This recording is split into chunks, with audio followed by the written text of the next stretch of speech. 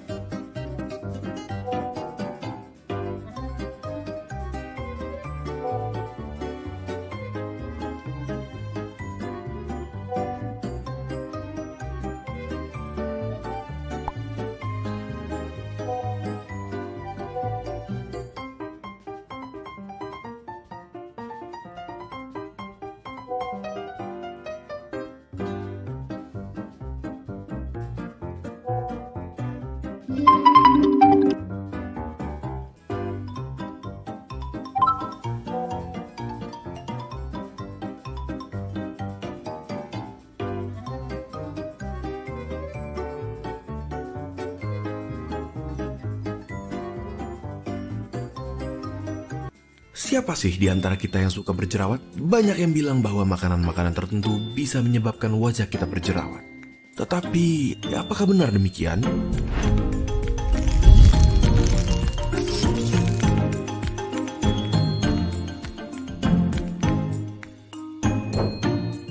Coba kita lihat dari salah satu yang paling sering disalahkan, yaitu susu. Kemungkinan penyebab berjerawat pada susu adalah hormon yang dikandungnya yang dihasilkan saat sapi sedang hamil. Hormon tersebut adalah Insulin-like Growth Factor 1 atau IGF-1, progesteron, dihidrotestosteron atau DHT, suatu tipe androgen. Mereka menyebabkan peningkatan produksi sebum yang memainkan peran penting dalam patogenesis akne vulgaris. Terlebih lagi, banyak penelitian yang menunjukkan bahwa susu skim lebih menyebabkan jerawat daripada susu biasa karena mengandung lebih sedikit estrogen, suatu hormon yang bisa mengurangi jumlah jerawat. Bahkan, produk-produk yang mengandung susu pun dapat menyebabkan jerawat. Bukan hanya susu cair saja, tetapi makanan-makanan yang mengandung susu karena yang meningkatkan resiko tumbuhnya jerawat adalah hormonnya. Lalu, apalagi sih selain susu? Makanan yang mempunyai indeks glikemik tinggi pun diperkirakan berpartisipasi dalam patogenesis dari akne vulgaris. Pola makan pada produk yang mempunyai indeks glikemik yang tinggi seperti nasi, roti, tepung, permen, coklat, atau makanan olahan yang manis seperti selai kacang, sereal, dan jus kemasan bisa menyebabkan hiperinsulinemia atau meningkatnya level insulin di darah yang dapat mengestimulasi sekresi androgen. Pada tahun 2002, suatu penelitian di Papua Nugini dan di Paraguay menunjukkan 1.300 subjek yang tidak berjerawat akibat pola makan yang mengandung sangat sedikit glikemik dan lemak. Lalu, bagaimana dengan kopi? Kopi mengandung sangat banyak kafein yang membuat kita siaga dan bangun. Namun, meningkatkan juga respon stres pada tubuh. Stres tidak menyebabkan jerawat, namun bisa memperparah jerawat yang sudah ada. Hormon stres seperti kortisol bisa meningkatkan jumlah minyak yang diproduksi oleh kelenjar sebasea. Terlebih lagi, minum kopi akan berdampak pada tidur kalian. Lebih sedikit tidur berarti memperparah jerawat. Bagaimana menurut kalian? Kenali dan atasi jerawat. Jerawat dapat timbul di wajah, dada, dan punggung, sesuai dengan area sebaran kelenjar sebasea atau kelenjar minyak, penghasil sebum. Secara teori awal mula jerawat adalah akibat peningkatan produksi sebum dan tersumbat pada pori rambut yang menyebabkan timbulnya komedo terbuka atau whiteheads. Selanjutnya, bila tercampur dengan oksigen di lingkungan, komedo dapat menjadi berwarna hitam yang disebut dengan komedo tertutup atau blackheads. Sumbatan yang berlanjut dapat meradang dan kadang-kadang diperberat oleh infeksi bakteri, sehingga timbul beruntus yang berisi nanah, bahkan dapat terbentuk kista yang terasa nyeri. Suatu pagi si A bangun dari tidur dan dikagetkan dengan kemunculan jerawat di pipinya. Karena nggak sabar pengen jerawatnya kempes, dia malah memencet jerawatnya dan ternyata ini malah bikin jerawatnya makin parah. Lalu bagaimana cara mengatasi jerawat dengan benar? Ini kata dokter. Jerawat adalah masalah kulit yang disebabkan tersumbatnya folikel rambut oleh minyak dan sel kulit mati disertai oleh infeksi bakteri Propionibacterium acnes di kulit. Beberapa faktor yang berperan dalam terjadinya jerawat antara lain faktor yang tidak dapat dimodifikasi seperti usia, di mana 85% terjadi saat remaja, 50,9% pada wanita usia 20-29 tahun, dan 26,3% terjadi pada wanita usia 40-49 tahun. Genetik terdapat riwayat keluarga yang memiliki kulit berjerawat, hormon di mana terjadi peningkatan hormon selama masa pubertas atau ketidakseimbangan hormon pada penyakit polikistik ovarium atau penyakit Cushing. Faktor yang dapat dimodifikasi misalnya stres, merokok, kosmetik yang menyumbat pori-pori, diet atau makanan seperti coklat dan produk olahan susu. Jerawat dapat berupa lesi non-inflamasi maupun inflamasi. Lesi non-inflamasi berupa komedo yaitu penyumbatan yang terjadi di pori-pori. Komedo bisa terbuka dan tertutup. Pada komedo terbuka atau blackhead, penyumbatan terjadi di atas pori-pori kulit sehingga sebum atau minyak akan berubah warna menjadi coklat atau hitam setelah teroksidasi atau terkena udara. Sedangkan pada komedo tertutup atau white komedo, penyumbatan oleh sebum terjadi di dalam pori-pori. Lesi inflamasi berupa papul yaitu benjolan kecil yang terasa menyakitkan, pustul benjolan kecil bernanah, hingga nodul benjolan besar bertekstur keras yang menyakitkan. 4 penyebab dasar jerawat yaitu penumpukan sel kulit mati yang menyumbat pori-pori, produksi minyak berlebihan, kolonisasi P. acnes yang menghasilkan lipase yang memecah asam lemak bebas dari lipid kulit, peradangan akibat asam lemak yang dihasilkan P. acnes. Jadi, untuk mengatasi jerawat, kita memerlukan produk anti jerawat yang memiliki mekanisme kerja mengatasi 4 masalah tadi, mempercepat proses pergantian sel kulit, mengurangi produksi minyak, antimikroba, serta antiinflamasi. Pengobatan jerawat dapat dilakukan dengan terapi secara topikal maupun oral tergantung dari tingkat keparahan jerawat.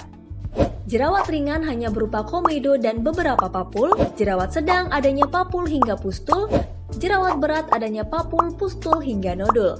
Jerawat ringan dapat diobati dengan obat topikal seperti krim retinoid yang berfungsi mencegah pembentukan berlebihan dari lapisan sel kulit yang menyumbat folikel. Benzoil peroksida yang bersifat antimikroba memiliki sifat komedolitik dan antiinflamasi sedang. Krim antibiotik seperti clindamycin dan erythromycin mencegah kolonisasi bakteri. Asam salisilat yang merupakan peeling agent membantu eksfoliasi kulit atau pengelupasan kulit dan sebagai antibakteri. Sulfur dan triklosan yang juga berfungsi sebagai antibakteri.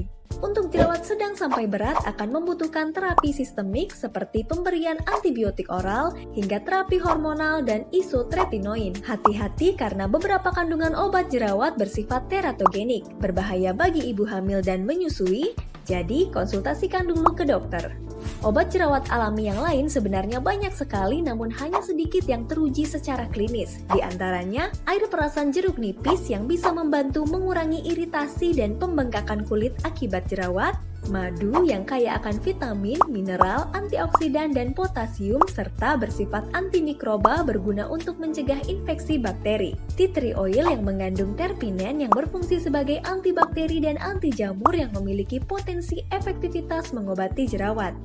Karena penyebab jerawat multifaktorial, penanganannya pada setiap individu juga berbeda-beda, tergantung permasalahan utama yang mendasari. Yang harus diingat, hindari memencet jerawat terutama dengan tangan kotor karena dapat membuka jalan masuknya bakteri yang memicu infeksi lebih berat hingga meninggalkan bekas.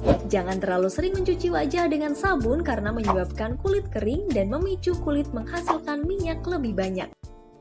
Suatu pagi si A bangun dari tidur dan dikagetkan dengan kemunculan jerawat di pipinya. Karena nggak sabar pengen jerawatnya kempes, dia malah memencet jerawatnya dan ternyata ini malah bikin jerawatnya makin parah. Lalu bagaimana cara mengatasi jerawat dengan benar? Ini kata dokter. Jerawat adalah masalah kulit yang disebabkan tersumbatnya folikel rambut oleh minyak dan sel kulit mati disertai oleh infeksi bakteri Propionibacterium acnes di kulit. Beberapa faktor yang berperan dalam terjadinya jerawat antara lain faktor yang tidak dapat dimodifikasi seperti usia, di mana 85% terjadi saat remaja, 50,9% pada wanita usia 20-29 tahun, dan 26,3% terjadi pada wanita usia 40-49 tahun. Genetik terdapat riwayat keluarga yang memiliki kulit berjerawat, hormon di mana terjadi peningkatan hormon selama masa pubertas atau ketidakseimbangan hormon pada penyakit polikistik ovarium atau penyakit Cushing.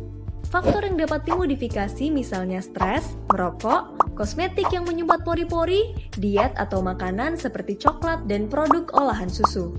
Jerawat dapat berupa lesi non-inflamasi maupun inflamasi.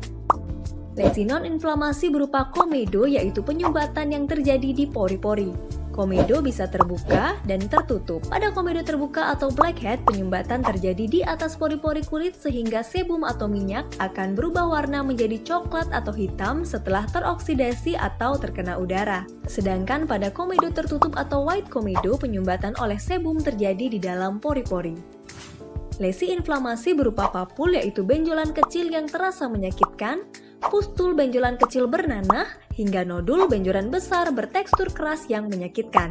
4 penyebab dasar jerawat yaitu penumpukan sel kulit mati yang menyumbat pori-pori, produksi minyak berlebihan, kolonisasi P. acnes yang menghasilkan lipase yang memecah asam lemak bebas dari lipid kulit, peradangan akibat asam lemak yang dihasilkan P. acnes.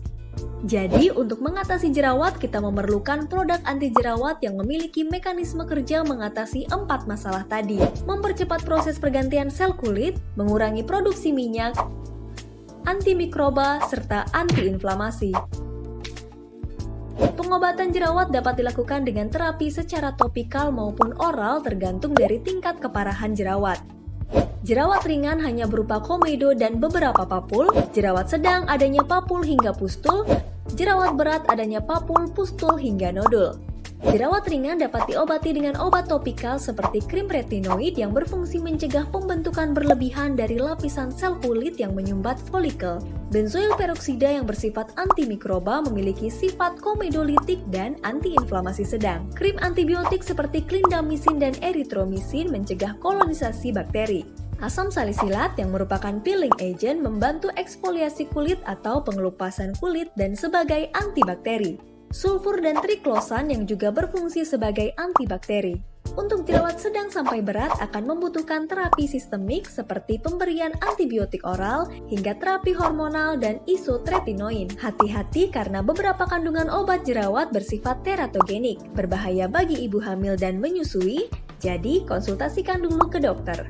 Obat jerawat alami yang lain sebenarnya banyak sekali namun hanya sedikit yang teruji secara klinis. Di antaranya, air perasan jeruk nipis yang bisa membantu mengurangi iritasi dan pembengkakan kulit akibat jerawat, madu yang kaya akan vitamin, mineral, antioksidan, dan potasium, serta bersifat antimikroba berguna untuk mencegah infeksi bakteri. Tea tree oil yang mengandung terpinen yang berfungsi sebagai antibakteri dan anti jamur yang memiliki potensi efektivitas mengobati jerawat. Karena penyebab jerawat multifaktorial, penanganannya pada setiap individu juga berbeda-beda, tergantung permasalahan utama yang mendasari. Yang harus diingat, hindari memencet jerawat terutama dengan tangan kotor karena dapat membuka jalan masuknya bakteri yang memicu infeksi lebih berat hingga meninggalkan bekas.